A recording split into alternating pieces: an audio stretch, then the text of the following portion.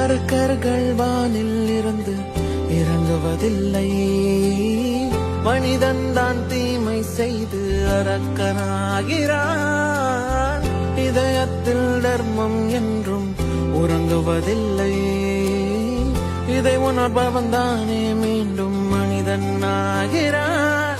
இங்கு எதை தேடி வந்தோம் என்று, எதுவாக ஆனோம் என்று அறியாதவன் மிருகமாகிறான். நான் யார் இறைவா, விடைத்தாய் இறைவா.